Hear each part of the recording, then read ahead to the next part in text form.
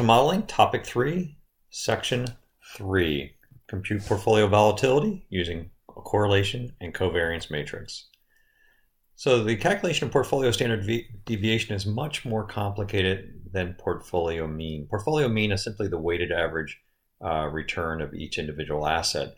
The portfolio standard deviation or volatility is much more complicated because you have to account for the volatility of each individual asset, but when you combine them, that portfolio standard deviation is usually much less than that average because of the diversification effect. When you put the assets together, the total risk is reduced because of diversification. So the formula for portfolio variance, sigma squared p, portfolio variance, is the double sum I equal 1 to the number of assets n, wi, wj, sigma ij. So it's a double sum, I and j equal to 1 to the number of assets. So we're going to talk about what that means, but effectively what that's going to do, it's going to ensure that I account for each individual asset's variance and the covariance between every asset. Now this last term here, sigma ij, when you see a sigma, which normally means standard deviation, or sigma squared means variance, but you see two subscripts, in this case I and j, what that denotes is a covariance. And what that tells me is how the two assets covary, how they move together or apart. Now, one way of thinking about covariance, sigma ij, say the covariance between asset I and asset j, it is the correlation between I and j times the product of their two standard deviations. So the covariance between assets depends on how risky they are, their volatility, and how they move together. Now, let's talk about how to calculate that covariance. If I had just say 5 years of data for two stocks, the covariance between stock 1 and stock 2 would be the average product of their deviations from their mean over the 5 years. So for stock 1, I'd look in period 1, was it above its mean? And stock 2, was it above its mean? I'd multiply those two deviations from the mean together and have the product. I'd do that 5 times. So literally the covariance between stock 1 and stock 2 is the average product of their deviations from their mean over a period of time. So an interpretation of that number, if in period 1, stock 1 was above its mean and stock 2 was above its mean, I'd multiply two positive numbers together and get a positive number. If in stock period 2, both assets were below their mean, so you wind up with a negative number, both stocks were below their mean, I'd multiply a negative times a negative and I get a positive. So an interpretation of the covariance measure is that when it's positive, it means those assets tend to move together. They're both above or below their mean at the same time. Now the interpretation of covariance is difficult. Other than the sign, when you see the number, it's hard to interpret. So what we'd like to do is we like to take that covariance number and divide it by the product of the two standard deviations. And what that does, that then bounds that relationship between -1 and +1, meaning -1 meaning they're perfectly negatively correlated, and +1 they're perfectly positively correlated. So let's go ahead and look at an example I have in your Start Excel file. If I go to correlation and covariance, again, this is just an example to give you an idea how these are calculated in algebra and in Excel's functions. I have stock A's returns, I have stock B's returns for 5 years. Stock A has a 12% average, stock B 16% average. I then calculate in period 1, stock A is 2% below its mean, stock B 4% above. And then they're both above their mean, both above their mean, both below their mean, and both below their mean. If I were then calculate the squared deviations from the mean for each asset and take the average squared deviation from the mean, that's the variance of A, that's the variance of B. Stock B is much riskier. I then can use Excel's functions on the base return data and see that also the variances are correct. Now if I take just the square, not the squared deviations, but if I take the product of the deviations from the mean, in this case 1's below, 1's above, I get a negative number. Both above, positive, both above, positive, both below, negative, both below, negative. If I take the average of this product of the deviations, I get 2.7%. That is the covariance. Now I could have used the Excel's covar function, But I just want to give you the intuition that covariance is simply a measure of whether assets move together. Their variance from their means are moving together. Now, if I take the covariance number and divide by the product of the two standard deviations of the assets, it gives me a correlation of 0.98, which means these are very highly correlated. They move almost perfectly together, or I could have used Excel's Correl function to get the correlation based on the original returns. So just wanted to give you that little example of what it means for covariance. Again, covariance is the average product of the deviations. And I could take that covariance number, divide it by the two standard deviations, and get a correlation. Now, we're going to calculate the formula for the portfolio standard deviation, which I gave you here. Let's talk about how I'd implement it in a spreadsheet. There are two counters in that formula, I and J, two summations. I goes from 1 to, say, 3 assets. J goes from 1 to, say, 3 assets in our situation here with US, IFA, and EMA. So how I'd set up my spreadsheet is I could set I equal to 1 and J equal to 1, 2, 3. I equal to 2, J equal to 1, 2, 3. I equal to 3, J equal to 1, 2, 3. And what that does, that'll give me all the different combinations of assets, say 1, 2, and 3. For 3 assets, there are 9 pairwise combinations. And then I would simply plug and chug my Wi, Wj, sigma ij formula in. Remember, that's Wi, Wj, covariance ij. When I is 1 and j is 1, I get W1, W1. That turns out to be the weight in 1 squared, times sigma 1, 1. Now that's the covariance between 1 and 1 as it's written. Now what we learned back here is the covariance is the product of the deviations. However, if we're looking at the covariance between a stock and itself, that turns out to be the squared deviation, which then turns out to be the variance. So all I'm saying is I could rewrite sigma 1, 1 as sigma 1 squared, which is the variance. So when I and j are the same numbers, 1, 1, 2, 2, 3, 3, when that happens, those sigma ij combinations are simply variances. So here's one insight into this nasty formula. The variance of an n-asset portfolio is a function of how much is invested in each asset, the W's, and the variance of each asset.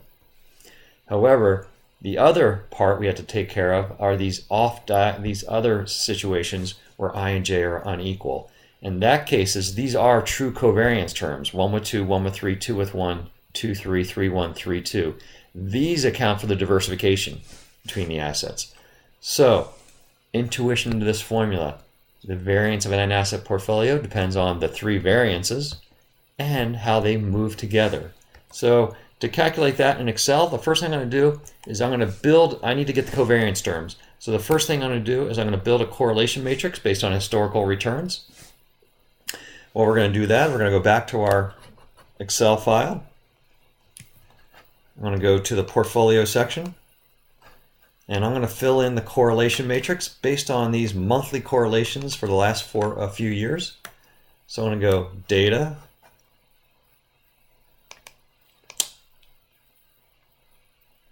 whoops, I need to get my data analysis back, so let me just relaunch that.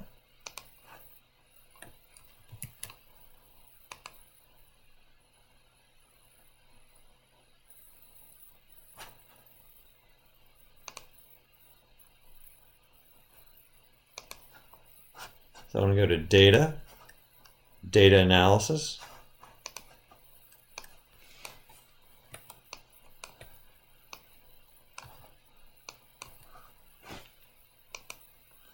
Correlation,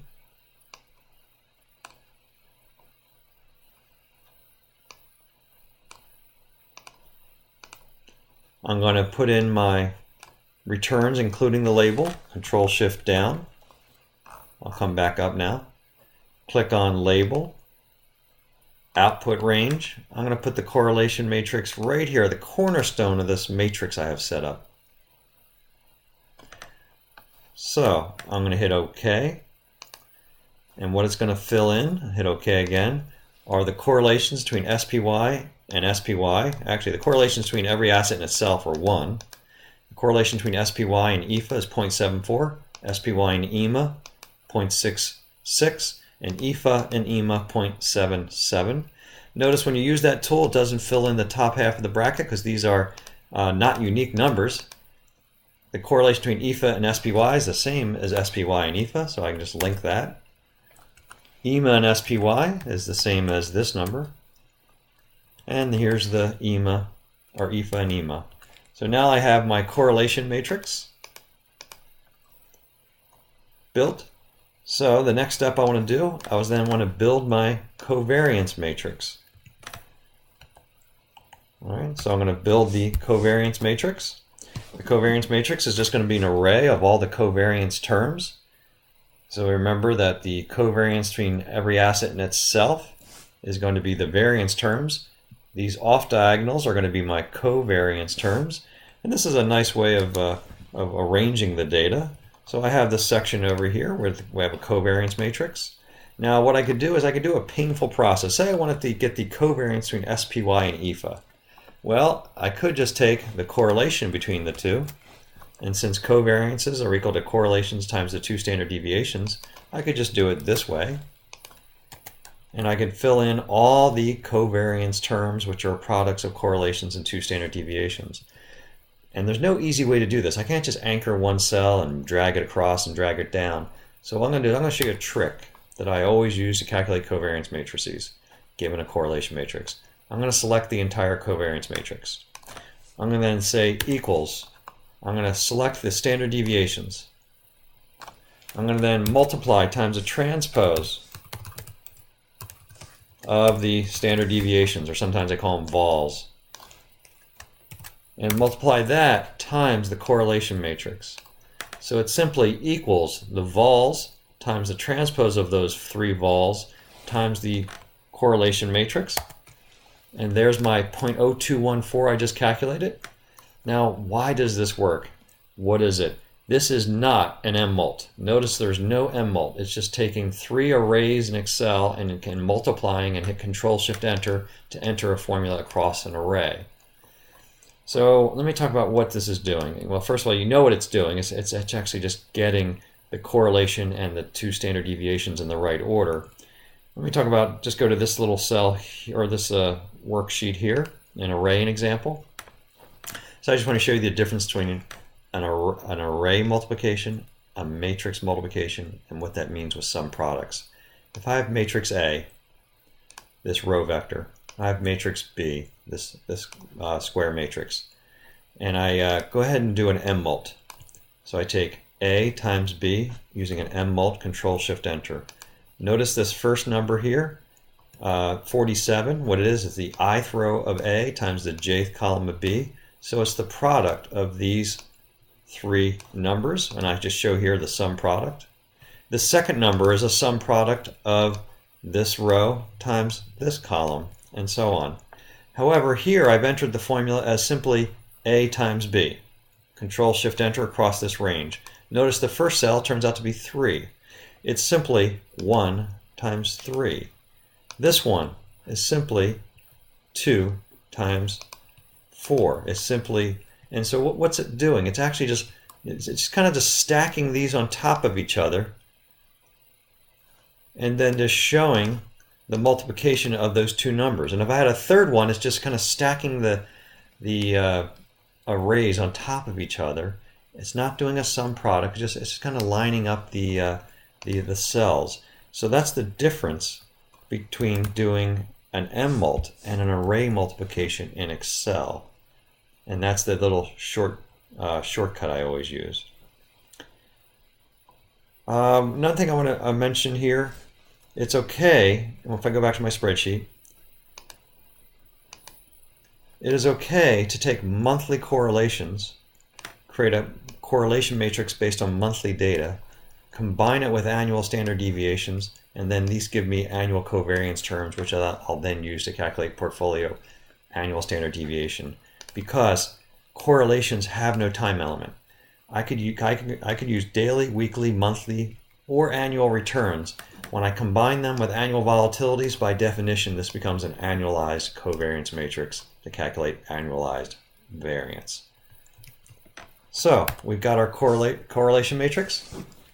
We then use that to calculate the covariance matrix. The last step is I want to build this last matrix, which is that double sum, Wi, Wj, sigma ij, and I want to put it in a matrix formula, an array formula, and add up these 9 numbers, and the sum of these 9 numbers is going to be my portfolio variance.